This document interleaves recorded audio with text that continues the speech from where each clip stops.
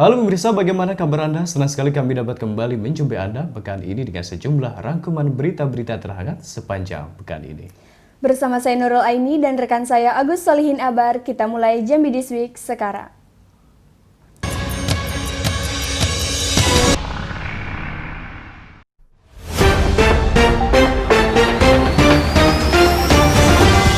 Sebanyak 7 tahanan Badan Narkotika Nasional Provinsi Jambi kabur dari sel rutan.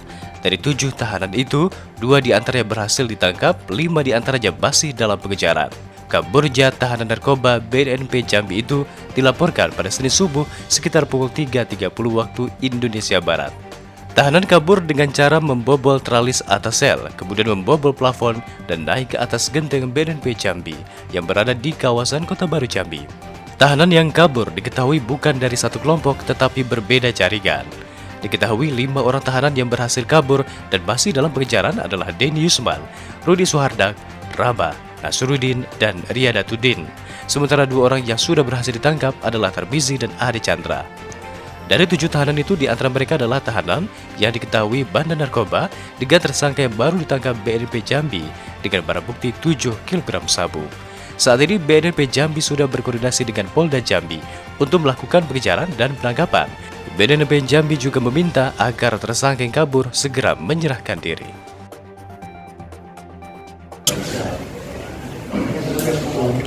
Tahanan lari dia dengan membobol tralis besi yang di atas, yang di atap, terus dia membobol plafon naik ke genteng.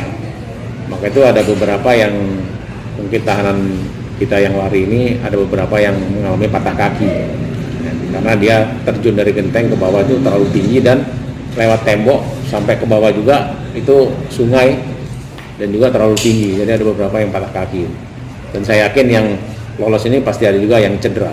Berapa kejadiannya? Ya? Jamnya? Pukul? Kurang lebih sekitar jam 3:30, jam 3:30. Ini hari Pak ya? Ya, subuh, ini hari. Ada menggunakan alat khusus itu gimana Pak? Ya? Menggunakan alat khusus itu gimana? Kalau dari hasil di sel tahanan kayaknya tidak ada.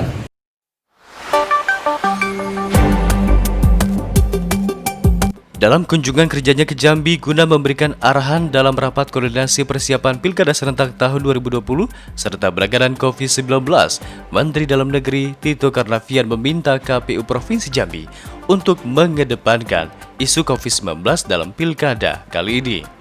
Yang tujuannya agar Pilkada tahun ini tak menjadi klaster baru penyebaran COVID-19 khususnya untuk Provinsi Jambi, di mana penekanan isu COVID-19 itu dimasukkan dalam debat kandidat Bapak Paslon Pilkada, baik calon gubernur, bupati, maupun wali kota yang akan bertarung pada 9 Desember mendatang. Dengan harapan karena memiliki ide dan gagasan terbaik untuk mengatasi COVID-19, baik dampak ekonomi hingga jaminan kesehatan, akan dapat dilihat secara langsung kandidat mana yang nantinya layak untuk dipilih. Selain itu, KPU juga meminta agar memasukkan alat peraga kampanye yang berkaitan dengan COVID-19, baik itu logo hand sanitizer maupun masker untuk menekan kasus baru COVID-19, termasuk mendorong Bapak Paslon untuk turut membagikan masker dan hand sanitizer selama masa kampanye. Kemudian jika ada kontestan pilkada yang tak mampu mengatur pendukungnya selama masa pesta demokrasi tersebut berlangsung, maka masyarakat dipersilakan untuk memberikan bullying. Isu sentral yang diangkat dalam pilkada adalah tentang manajemen penanganan pandemi COVID-19 dan dampak sosial ekonominya. Jadi bukan hanya bagaimana menangani penyebarannya, mengendalikannya, tapi juga dampak sosial ekonominya. Ini isu besar. Nah, itu harus diangkat jadi isu sentral. PKPU saya minta untuk mendorong itu, termasuk penggunaan alat peraga, masker dan sanitizer. Itu akan bisa mendorong menurut 60% kalau semua menggunakan masker, penurunan akan terjadi. Nah, ini kita perlu bersama-sama. Kemudian kalau terjadi kerumunan sosial itu yang rawan.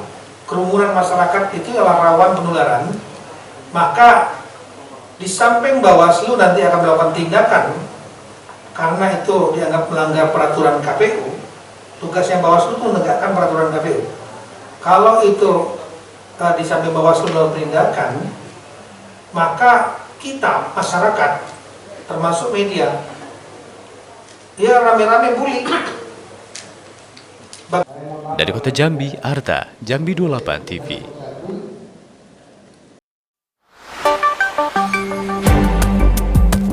Fenomena hujan mendadak dengan disertai angin kencang yang terjadi di Kota Jambi Rabu sore kemarin berdasarkan data Badan Meteorologi, Klimatologi dan Geofisika BMKG Sultan Toha Jambi masuk kategori ekstrim. Bahkan, angin kencang tersebut berbahaya bagi penerbangan, khususnya saat pesawat pada posisi take off maupun landing. Berdasarkan catatan BMKG, kecepatan angin yang terjadi sore hari itu mencapai 26 knot atau 46 km per jam. Oleh karena itu, kecepatan angin ini masuk ke dalam kategori ekstrim sesuai indikator BMKG. Fenomena angin kencang tersebut terjadi secara menyeluruh di Kota Jambi, termasuk di sebagian wilayah Kabupaten Muaro Jambi, hingga merambah ke arah barat Provinsi Jambi, yaitu wilayah Kabupaten Merangin pada malam hingga pagi hari Kamis. Kendati demikian, catatan intensitas hujan hanya mencapai 13,9 mm atau masuk dalam kategori ringan dalam hitungan 24 jam. Selain itu, BMKG juga memberikan peringatan akan adanya potensi hujan dengan disertai angin kencang yang masih akan terjadi, khususnya di akhir bulan Agustus ini hingga di awal bulan September mendatang.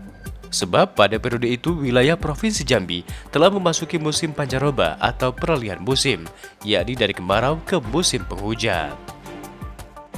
Angin kencang tercatat di kami di stasiun meteorologi kelas 1 Jambi tercatat 26 knots atau rata-rata sekitar 46 km per jam. Dan itu bisa dikatakan ekstrim sesuai indikator dari BMKG. Seperti itu. Untuk sebarannya hanya di Kota Jambi saja, Pak? Untuk sebarannya hampir merata. Jadi di Kota Jambi, sebagian Muaro Jambi, terus malamnya ke arah barat, ke arah Merangin sampai tadi pagi. Seperti itu. Untuk terjadinya hujan sendiri, apakah hanya di Kota Jambi atau merata juga, Pak? Untuk terjadi hujan hampir merata di wilayah Kota Jambi, sekitar dan Muara Jambi. Dari Kota Jambi, Arta, Jambi 28 TV.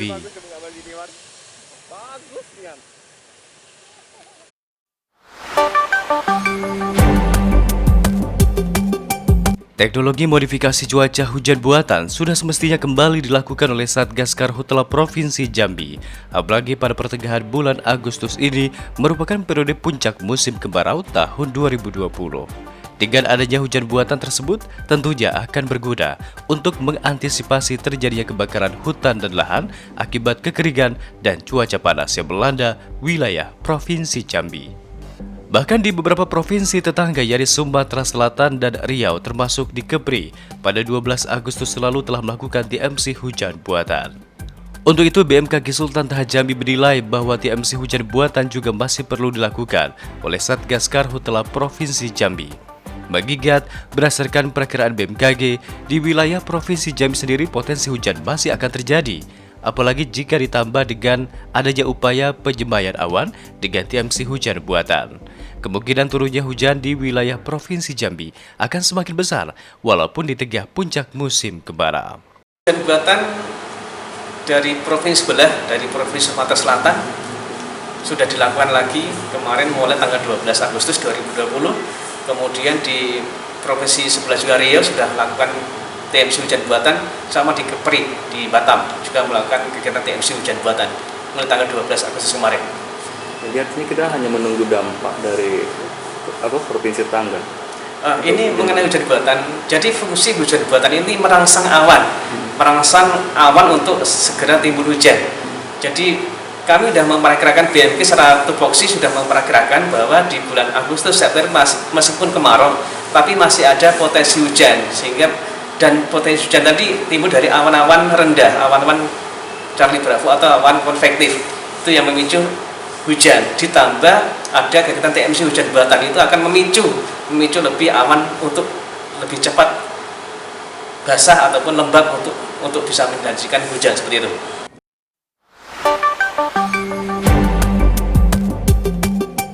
Permasalahan tunggakan pajak hotel dan restoran di Kota Jambi kini menjadi sorotan Komisi Pemberantasan Korupsi RI.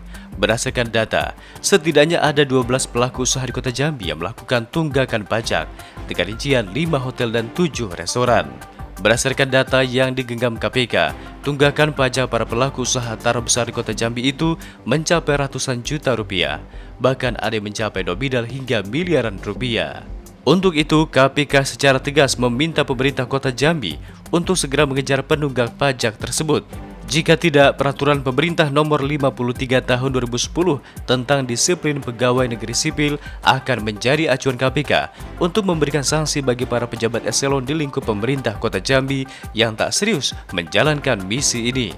Sementara itu, pemerintah Kota Jambi sendiri mengaku kinerjanya untuk menyelesaikan permasalahan tunggakan pajak tersebut terbantu dengan adanya gerakan KPK dan berjanji akan segera menyelesaikannya. Bahkan dari masalah pajak tersebut, Pemkot Jambi menyebutkan ada salah satu hotel berbintang di kawasan Pasar Kota Jambi yang melakukan tunggakan pajak hingga miliaran rupiah. Dari keseluruhan tunggakan pajak para pelaku usaha ini adalah tunggakan yang terjadi sebelum virus corona menghantam laju sektor ekonomi. KPK bantu Pemda menyelamatkan aset, KPK bantu Pemda untuk meningkatkan pajak dan distribusi daerah. Bayangkan itu. Nah, itulah pencegahan KPK sekarang. Mencegah.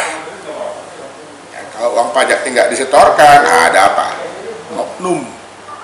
Bisa aja mungkin Pemdanya nggak serius mengelola, atau mungkin pelaku usahanya kurang baik. Tadi 10 sampel yang besar-besar saja, itu ada seperti salah satu hotel yang besar, itu nilainya miliaran itu.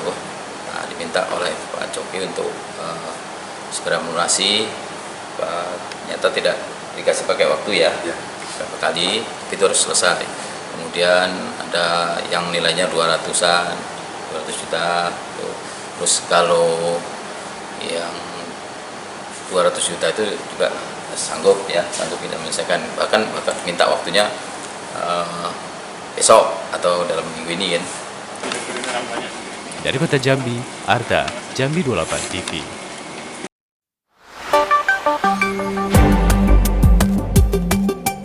Sejak 18 Agustus lalu, Bank Indonesia Perwakilan Jambi telah mempersilahkan masyarakat untuk melakukan penukaran uang pecahan Rp75.000 yang baru saja dirilis dalam rangka menyambut hari ulang tahun kemerdekaan RI ke-75.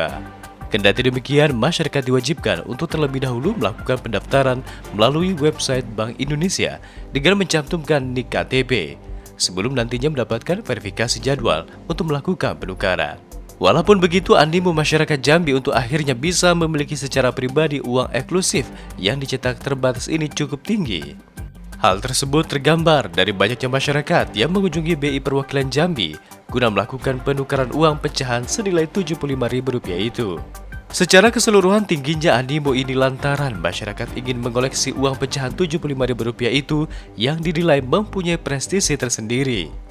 Secara keseluruhan tingginya animo ini lantaran masyarakat ingin mengoleksi uang pecahan Rp75.000 itu yang dinilai mempunyai prestis tersendiri. Pengen aja sih, soalnya kayak bagus gitu bentuknya dan katanya kan limited gitu ya. Iya. Untuk koleksi? Iya. Bukan untuk ditukar perbalikan lagi? Untuk koleksi aja. Pihak BI Perwakilan Jambi dalam satu hari hanya mengakomodir sebanyak 150 pendaftar guna menerapkan protokol kesehatan. Dan itu pun hanya dilakukan selama 3 jam, yakni dari pukul 8 pagi hingga pukul 11 siang. Kuotanya 150 lembar atau 150 orang, karena kan batasnya 1 orang 1 sesuai dengan KTP, yaitu nomor induk kependudukannya. Dimulai dari jam berapa ke jam berapa, Pak? Dimulainya sebenarnya kan itu 3 jam, 3 bagian. Kalau misalnya mulai jam 8 berarti sampai jam 11 kan. Seperti itu. Jadi dalam bentuk sistem namanya pintar sudah terbagi-bagi gitu. Jadwalnya gitu. Kendati demikian, pihak BI tetap memberikan kesempatan warga Jambi untuk melakukan pendaftaran hingga alokasi sebanyak 900.000 bilyet uang pecahan Rp75.000 itu habis dibagikan ke setiap satu KTP warga Jambi. Dari Kota Jambi, Arta, Jambi 28 TV.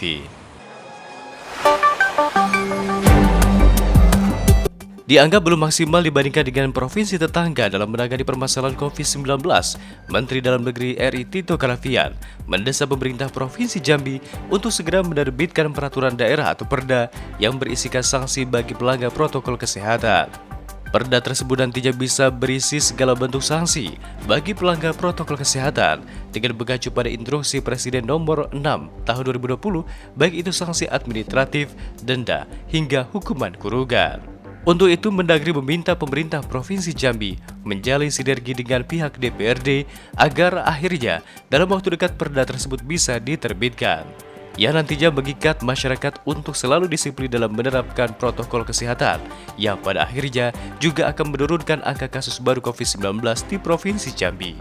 Selain itu, pemerintah daerah, kabupaten kota, dan khususnya pemerintah provinsi diminta untuk terus dan secara sistematis mengkampanyekan pentingnya penerapan protokol kesehatan kepada masyarakat di tengah adaptasi kebiasaan baru atau new normal. Mobilisasi masyarakat yang mampu, restoran, hotel, pabrik, perkebunan, ayo bantu siapin masker, gotong royong kita untuk bagikan kepada masyarakat. Nah, ini harus dilakukan secara terus-menerus, sistematis. Membagi masker ini yang soft dulu, sambil menyiapkan, saya mendorong, sudah keluar instruksi Presiden nomor 6 tahun 2020 tentang kepatuhan protokol disiplin COVID-19. Di antaranya lah agar daerah membuat peraturan daerah perda. Dari Kota Jambi, Arta, Jambi 28 TV.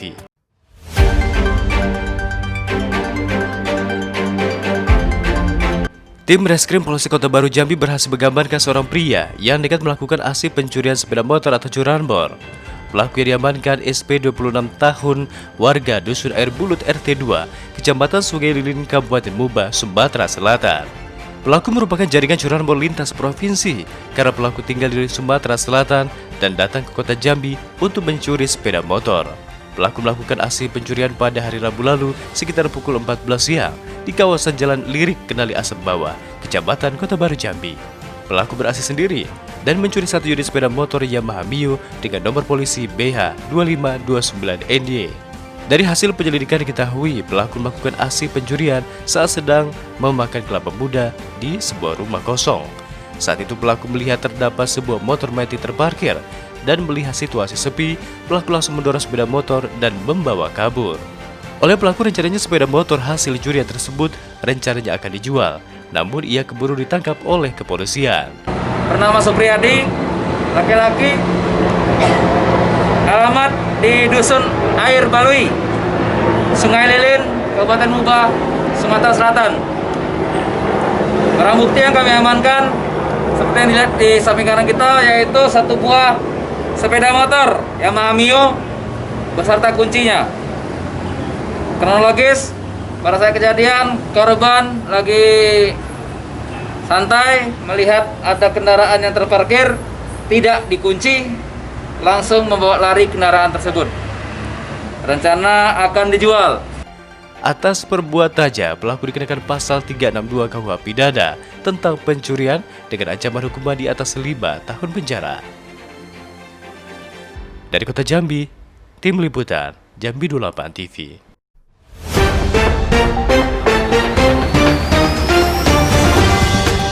Anggota Direktorat Reserse Kriminal Khusus Polda Jambi menggerebek sebuah gudang pengoplosan bahan bakar minyak atau BBM yang berada di kawasan Jalan Lingkar Timur, Kecamatan Jambi Timur, Kota Jambi. Dari penggerebekan ini, polisi berhasil mengamankan sebanyak 39 buah tetmon berisikan BBM jenis solar dan minyak mentah, sehingga total diperkirakan 50.000 liter bahan bakar minyak oplosan. Selain barang bukti minyak, petugas juga mengamankan 3 orang yang tengah bekerja, yakni 2 orang sopir bernama Edo dan Suhendri, serta 1 pemilik gudang bernama Agus. Penggerebekan gudang dilakukan setelah anggota Ditreskrimsus menerima informasi bahwa di kawasan pergudangan Jalan Lingkar Timur sering dijadikan tempat pengoplosan BBM ilegal.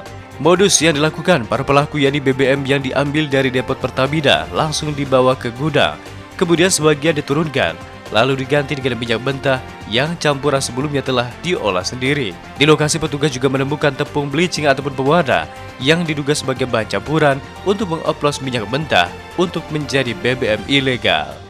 Ilegal, ya, yang berada di daerah Jalan Lingkar Timur, Selincah, Jambi Timur. Ini adalah gudangnya.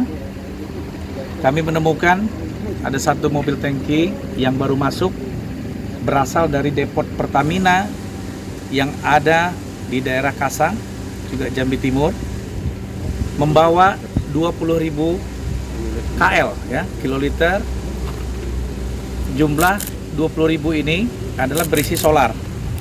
Kemudian diturunkan dengan menggunakan selang dan juga menggunakan alat, kemudian ditampung di Tetmon ya, di baby tank ini. Selanjutnya dari hasil yang sudah kosong tadi dimasukkan minyak campuran ya, minyak campuran yang berasal dari masak sendiri yang ada di mobil tangki atau mobil truk yang ada di sebelah sana. Jadi dimasukkan ke dalam ini. Artinya minyak yang berasal dari Pertamina tadi yang sudah ditampung kemari, kemudian mereka oplos ya, dan juga atau mereka akan jual dengan harga yang berbeda. Saat ini pihak Ditreskrim Suspolda Jambi masih melakukan penyelidikan lebih lanjut terkait kasus ini, sebab jika melihat kondisi tempat kejadian perkara, diduga kegiatan di gudang tempat pengoplosan sudah berlangsung lama. Kasus ini masih akan dikembangkan untuk mengetahui akan disalurkan kemana BBM yang disalahgunakan tersebut. Polda Jambi juga akan terus memantau dan menindak setiap aktivitas penyalahgunaan BBM. Dari Jambi, Tim Liputan, Jambi 28 TV.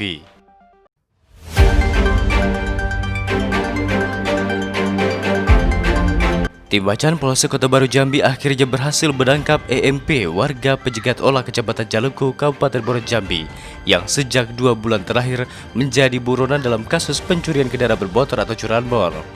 Pelaku ditangkap di tempat persembunyiannya di kawasan Alam Baraju Kota Jambi tanpa perlawanan. Sebelumnya pelaku bersama seorang rekannya berinisial MH melakukan pencurian kendaraan bermotor jenis motor metik di kawasan RT 15 Kelurahan Kendali Besar, Kecamatan Alam Baraju Kota Jambi pada 23 Mei lalu. Saat itu pelaku EMP bertindak sebagai pemetik motor curian, sementara rekannya MH menunggu di motor dan bertindak mengamati situasi. Nahas, aksi pencurian tersebut diketahui korban, yang kemudian berhasil menangkap pelaku MH bersama warga sekitar. Sementara EMP berhasil melarikan diri. Saat ini pelaku MH dan barang bukti kasusnya telah dilimpahkan ke Kejaksaan Jambi. Ialah Raden Eko Mandala, umur 24 tahun, alamat di Penyangat Olah, Jaluko, Muaro Jambi. Modus operasinya yaitu dia bersama temannya Mahili, atas nama Mahili, itu melihat kendaraan yang terparkir di halaman rumah dengan kunci motor yang masih ada di atas motor. Melihat hal itu, tersangka langsung melaksanakan aksinya. BB yang kami amankan yaitu 1 unit sepeda motor Yamaha Jupiter Z beserta STNK dan 1 unit sepeda motor Honda Vario. Dari data pihak kepolisian diketahui pelaku EMP merupakan seorang residivis dalam kasus yang sama dan baru merasakan udara bebas pada tahun 2018 lalu. Akibat perbuatannya, pelaku bakal dijerat dengan pasal 363 KUH Pidana tentang pencurian dengan pemberatan atau curanmor dengan ancaman hukuman 7 tahun penjara. Dari Kota Jambi, Tim Liputan, Jambi 28 TV.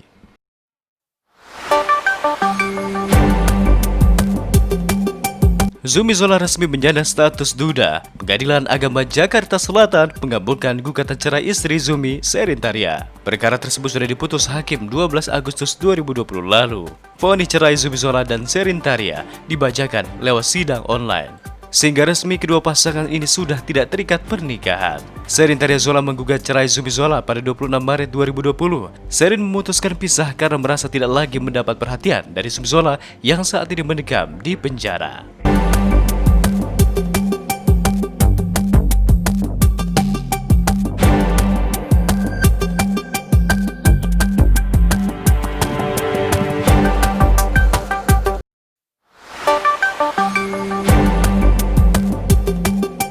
Sembilan hari menjelang pendaftaran bakal pasangan calon atau Bapaslon Pilkada Serentak 2020 Provinsi Jambi yang secara resmi akan dibuka pada 4 hingga 6 September mendatang. Komisi Pemilihan Umum KPU Provinsi Jambi kini mewajibkan uji swab bagi seluruh bapak paslon pilkada, baik itu calon gubernur, bupati, maupun wali kota yang akan bertarung pada 9 Desember mendatang. Uji swab COVID-19 sendiri akan dilaksanakan pada tanggal 1 September 2020 mendatang yang akan dilakukan di RSUD Raden Matahir. Hal ini dilakukan KPU guna mencegah terjadinya hal terburuk yang nantinya akan mengganggu proses pilkada serentak di Jambi. Mengenai rencana tersebut, pihak KPU kini tengah membatangkan koordinasi antar Ikatan Dokter Indonesia seprovinsi Jambi, termasuk dengan pihak RSUD Raden Matahir dan Satgas Penanganan COVID-19 Jambi untuk memberikan keamanan kesehatan bapak paslon. Dan hasil uji swab COVID-19 para bapak paslon pilkada sendiri harus diketahui pihak KPU paling lambat 1 hari setelah pelaksanaan swab dilakukan. Setelah hasil uji swab diketahui, barulah tahapan pilkada dapat dimulai, yang tentunya berpedoman pada PKPU nomor 5 tahun 2020, di mana pendaftaran bapak paslon akan dibuka pada 4 hingga 6 September 2020, yang kemudian dilanjutkan dengan pemeriksaan kesehatan pada 4 hingga 11 September, serta verifikasi dan syarat pencalonan pada 4 hingga 22 September. Untuk uji swab bakal pasangan calon ini, memang koordinasi terakhir pagi tadi dengan Direktur Rumah Sakit dan pengurus ID Wilayah Jambi, memang mereka juga sudah membicarakan itu. Ternyata di rapat internal di rumah sakit mereka juga sudah coba mengantisipasi itu tanpa ada perubahan regulasi ini. Tetapi juga kita dorong ini kepada pimpinan kita di Jakarta agar ada regulasi yang melindungi untuk mengelola uji swab sebelum tahapan pendaftaran itu. Barulah pada tanggal 24 September 2020, KPU menetapkan pasangan calon pilkada yang kemudian dilanjutkan pada prosesi pengundian dan pengumuman nomor urut paslon pada tanggal 24 September 2020. Dari Kota Jambi, Arda, Jambi 28 TV. Pada saat 4 sampai 6.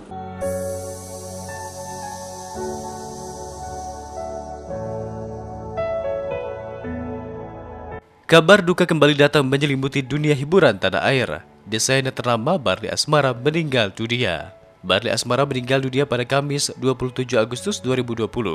Kabar meninggalnya Barli Asmara ini juga diketahui melalui unggahan Instagram artis peran Zaskia Sungkar. Dalam keterangan tertulisnya, ia menyematkan emoji hati dan menangis. Innalillahi wa inna ilaihi raji'un, tulis Zaskia Sungkar dalam keterangan tertulis di Instagram pribadinya. Nama desainer kondang Barli Asmara tak asing lagi di Jambi. Barli Asmara salah satu desainer lokal kenamaan yang pernah menunjukkan berbagai karyanya di panggung Jakarta Fashion Week 2018. Barli Asmara memilih batik dan songket khas daerah Jambi. Koleksi yang diberi tema Jambi, kain negeriku ini berisi 48 busana yang dirangkum dalam warna-warna yang sangat khas dari seorang Barli Asmara, yaitu pastel. Hal yang sangat bertentangan dengan tradisi masyarakat Jambi yang senang menggunakan warna-warna berani.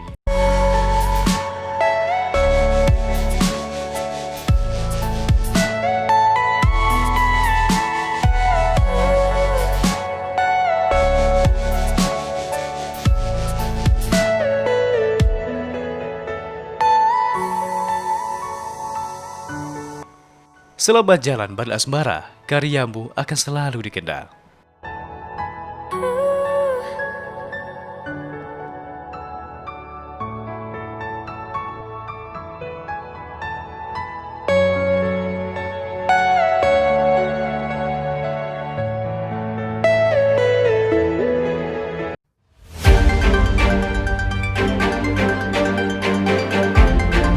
Pasangan kekasih yang satu diantaranya masih pelajar SMA membuang janin hasil hubungan gelap mereka.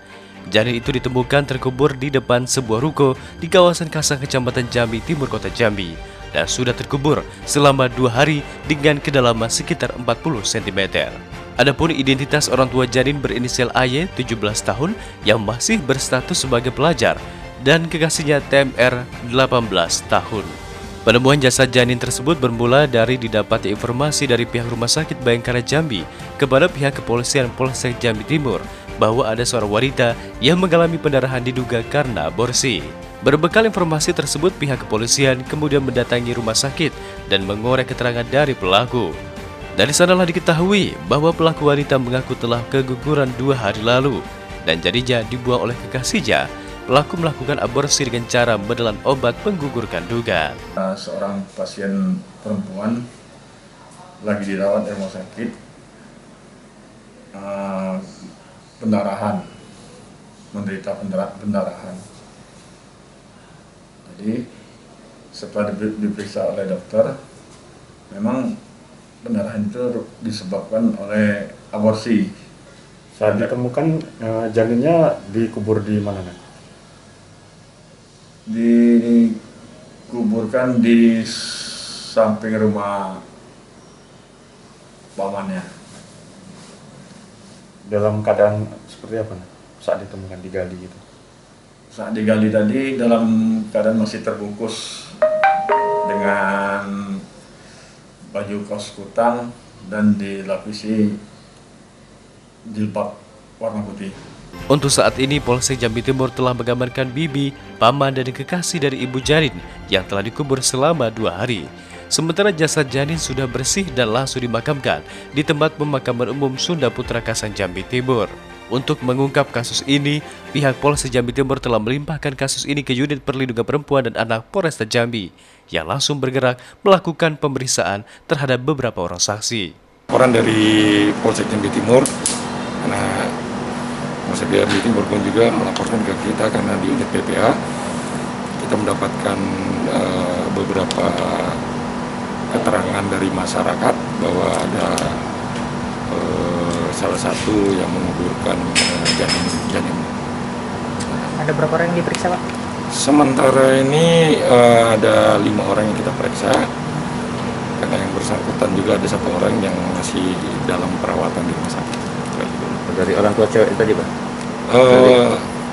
Ada salah satunya. Ya, sementara ini masih kita dalami dan kita melakukan pemeriksaan. Pak, itu sengaja digugurkan apa gimana, Pak? Untuk bayi orang itu? Ini masih kita dalami, karena yang bersangkutan juga sampai saat ini belum bisa kita ambil keterangan karena masih pengobatan dan masih dirawat di rumah sakit.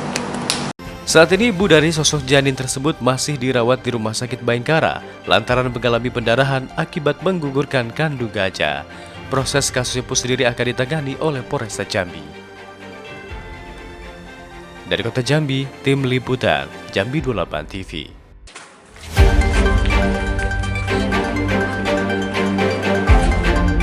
Tim Koordinator Relaksasi Satgas Penanganan COVID-19 Kota Jambi kembali menggelar kegiatan operasi pendisiplinan protokol kesehatan di sejumlah tempat-tempat hiburan malam. Saat melakukan kegiatan rutin tersebut, tim itu menerima laporan dari masyarakat bahwa di Hotel O2 Weston Jambi tengah menggelar pesta hiburan malam. Atas laporan tersebut, tim pun langsung bergegas menuju lokasi. Kendati demikian, sesampainya di lokasi para pengunjung ternyata telah membubarkan diri. Dan di lokasi hanya ditemukan beberapa jenis minuman beralkohol, sisa kegiatan pesta malam tersebut. Atas kejadian ini, tim pun langsung memberikan teguran keras kepada manajemen Hotel O2 Weston Jambi, lantaran acara yang digelar di hotel tersebut tidak memiliki izin relaksasi, hingga tak transparannya penerapan protokol kesehatan. Untuk itu, tim pun meminta agar pihak hotel segera melakukan pengurusan izin relaksasi tempat acara tersebut. Jika tidak, sanksi administrasi hingga penutupan tempat usaha akan diberikan sesuai dengan Impres nomor 6 tahun 2020 dan Perwal nomor 21 tahun 2020. Baik, untuk kegiatan malam ini sasaran kita tempat hiburan dan kafe yang belum memiliki izin dari gugus. Maka dari itu bagi kafe atau pemilik usaha yang lainnya yang belum ada izinnya, kita akan melakukan penindakan untuk penutupan sementara. Untuk denda akan dikonfirmasikan dulu kepada pimpinan relaksasi apakah selanjutnya kapan akan dilaksanakan pendendaan. Dari hasil kita terima ada beberapa tempat usaha itu kita bubarkan, Pak, pengunjungnya.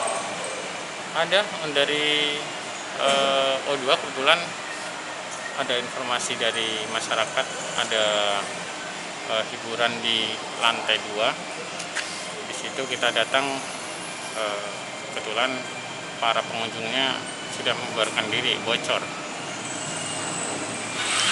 Sedangkan untuk ketentuan operasional tempat hiburan malam sendiri harus berhenti beroperasi pada pukul 23 atau jam 11 malam. Dari Kota Jambi, Arta, Jambi 28 TV.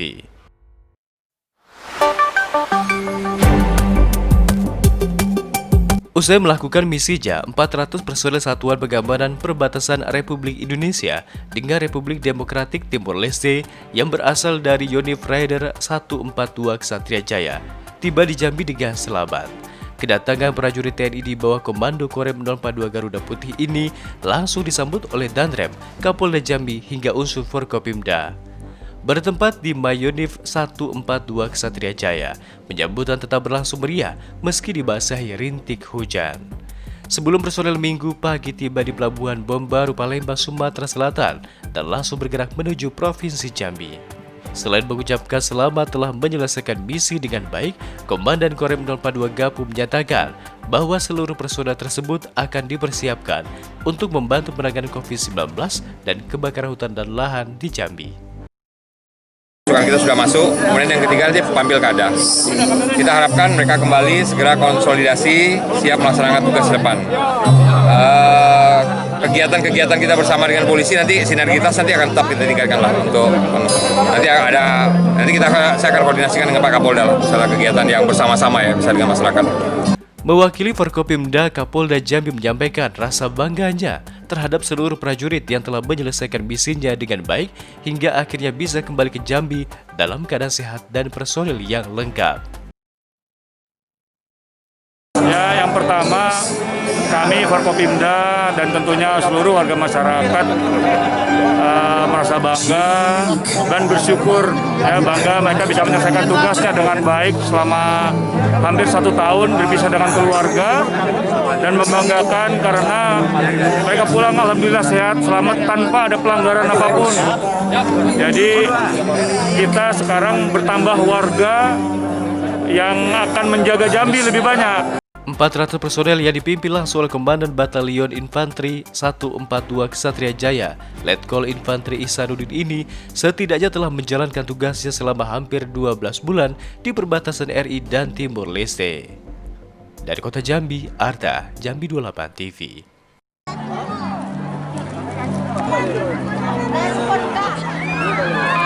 Setelah melaksanakan tugas selama hampir 12 bulan, akhirnya 400 personel Satuan Pengamanan Perbatasan Republik Indonesia dengan Republik Demokratik Timor Leste yang berasal dari Yonif Raider 142 Ksatria Jaya tiba di Jambi. Suasana haru langsung mewarnai Mayonif 142 Ksatria Jaya saat para prajurit bertemu dengan keluarga masing-masing usai mengikuti upacara penyambutan. Bahkan isak tangis bahagia pecah kala para prajurit mulai memeluk anak beserta istri mereka yang lama ditinggalkan untuk melaksanakan tugas negara. Atas sambutan yang diberikan Komandan Batalion Yonif Raider 142 Ksatria Jaya dan pimpinan pasukan mengaku terharu dan bahagia atas penyambutan yang diterima. Iya Pak, udah pulang lagi sama keluarganya Pak. Bahagia banget. Gimana perasaannya hari ini Pak? Senang. Ibu gimana rasanya Bu? Alhamdulillah senang. Melihat suami sehat sampai hari ini gimana?